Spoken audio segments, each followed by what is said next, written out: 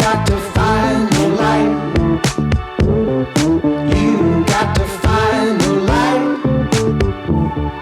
Everything will feel right.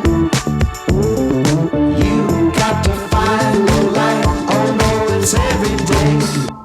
Schön, dass ihr wieder da seid und auch diese Woche euch wieder einmal ein Video auf Deutsch gebt. Ich glaube, für diejenigen, die das so lange nicht gehört haben, ist es sehr ungewöhnlich. Aber dieser Kanal hat viele Jahre Englisch hinter sich und dieses Video heute machen wir auf jeden Fall auf Deutsch. Denn wir haben unseren offiziellen Book Launch hinter uns von On the Way to New Work im House of New Work. Und das ist quasi auch so ein bisschen unser erstes, kann man so sagen, Soft-Launch-Event gewesen nach Corona hier in der Location. Und ich würde euch heute gerne mal zeigen, was wir mit der Location gemacht haben und wofür kann das sinnvoll sein. Ganz einfach die Frage, wie sieht das Büro der Zukunft aus? Und ich zeige euch ein paar Möbelsysteme, ein paar Tools, ein paar Techniken, ein paar Sachen, ein paar Bilder vom Book Launch-Event und das wird ziemlich gut. Achso, und wer das Ganze hier noch nicht kennt, mein Name ist Christoph Magnussen. Hier unten kann man den Kanal abonnieren. Blackboard, Streamforce, House of New Work, On the Way to New Work. Ach, Instagram, kommt rein. Let's get together.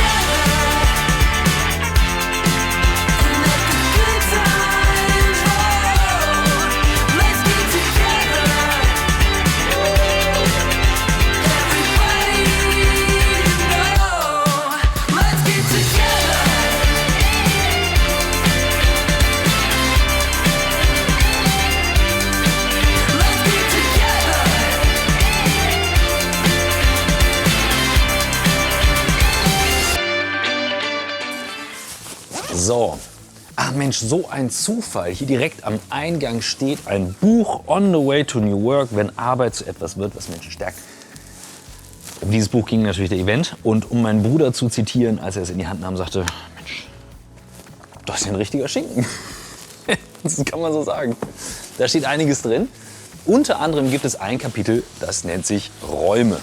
Zum Thema Räume möchte ich euch heute einmal durch das House of New Work führen, denn diese Fläche ist jetzt quasi ein Tag nach dem Event wieder zu einer Bürofläche. Hier sind jetzt ein paar Leutchen, da Sven ist hinten am Arbeiten, Misha ist am Arbeiten und der Rest ist irgendwie hier hinter den Kulissen und ein Teil auch unterwegs. Aber das ist ja auch eines unserer ganz normalen Büros, die wir dann halt tagtäglich nutzen.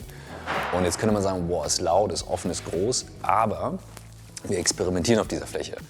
Und man konnte sehr schön beim Event sehen, wie wir den Flow, den People Flow steuern können. Und das ist ein großer Teil von Events, aber auch von ganz normaler Kommunikation im Büro. Das heißt, Möbelsysteme, wie zum Beispiel hier von unseren Freunden von System 180 oder auch ein Design, Sven Scope und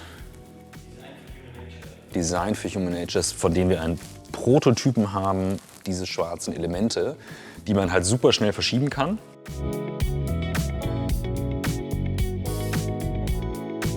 Sven hat gerade was rübergeschmissen, einen Begriff, der gerade die Runde macht im Bereich Workspace. Und so gehen wir tatsächlich auch vor, wenn wir in den Projekten planen. Der nennt sich Minimal Viable Workspace. Das heißt, mit etwas zu arbeiten, wo man beobachtet, wenn ich sage, wir schauen uns Wegstrecken an, wo gehen Leute, wo sitzen sie, wo wird kommuniziert, das dann zu nutzen, anstatt zu sagen, okay, wir planen alles im Vorfeld vor.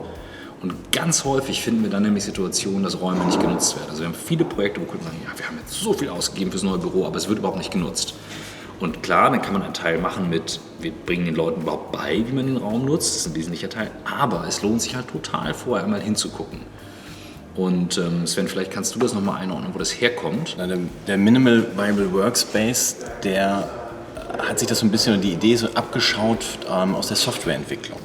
Das ist ganz spannend, wo man eben auch sagt, es gibt nicht mehr diese großen Wasserfallprojekte, die von vorne bis hinten den kompletten Leistungsumfang beschreiben, dann wird es einfach nur noch umgesetzt, sondern wo die Softwareentwicklung auch sagt, wir lernen beim Gehen und schaffen eben iterative Schleifen. Und das können wir sehr gut auch beim Workspace ansetzen, dass wir eben sagen, da ist gerade so viel Bewegung drin. Wir wissen gar nicht, wie sich das gerade verändert. Es ist einfach, wir sind gerade dabei, eben auch die hybriden Situationen zwischen Remote und Office zu kombinieren und wissen nicht, was wirklich die beste Lösung ist. Das heißt, wir geben nicht sofort das ganze Budget aus, um ein Büro zu planen, was dann 10 Jahre gilt, sondern sagen, wir machen das auch in kleineren Häppchen. Wir machen Lernschleifen, wir beobachten und gehen so eben damit um, dass wir mit den Nutzern in der Fläche lernen und sich die Räume anpassen können, wie sie wirklich benutzt werden. Und deshalb finde ich es einen ganz cleveren Ansatz, das eben auch für diesen iterativen Schleifen aus der Softwareentwicklung für den Workspace zu übertragen. Das ist ein ganz neuer Ansatz, aber ein sehr cleverer, wie ich finde. Was sind wichtige Elemente hier in diesem Space? Ein Beispiel ist ganz klar, ich brauche in irgendeiner Form abgeschlossenen, vertraulichen Space zum Telefonieren oder was auch immer. Und wenn man hier drin ist,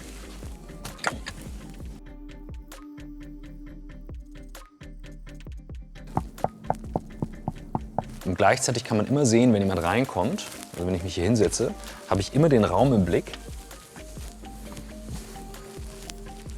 kann hier telefonieren und fühle mich ganz easy trotzdem integriert zum Raum. Und es passiert sehr häufig, dass sich einfach jemand dazusetzt und man dann quatscht.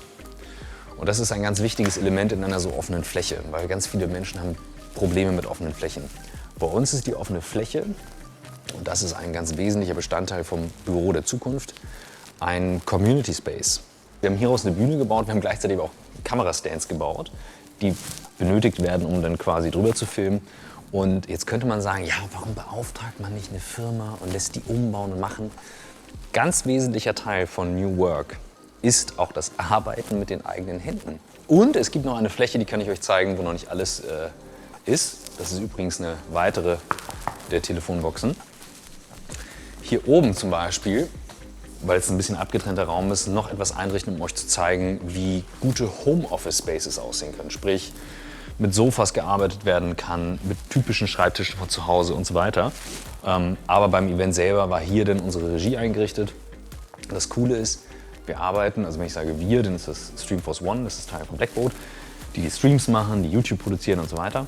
Wir arbeiten mit sehr viel weniger Manpower als bei klassischen Streams, wenn jetzt eine Firma kommt und alles aufbaut, weil wir eben die Dinge integriert tun. Das heißt, bei uns besetzt dann jeder 2 Rollen oder auch mal mehr, um so einen Stream möglich zu machen.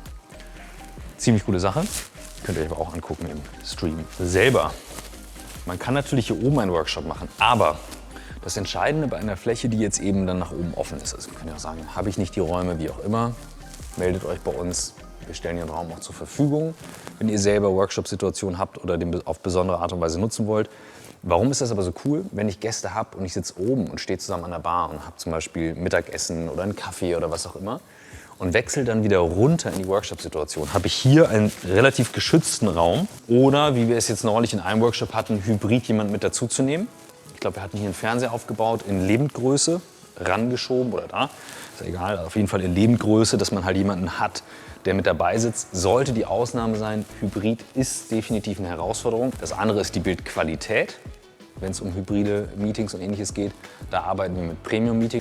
Das ist unser System, mit dem wir, da oben steht es zum Beispiel, können wir gleich mal reinschauen, mit sehr hochwertigen Kameras arbeiten und nutzen dann eben auch die Tiefe vom Raum. Also setzen uns nicht vor die weiße Wand, sondern man schaltet sich darüber rein.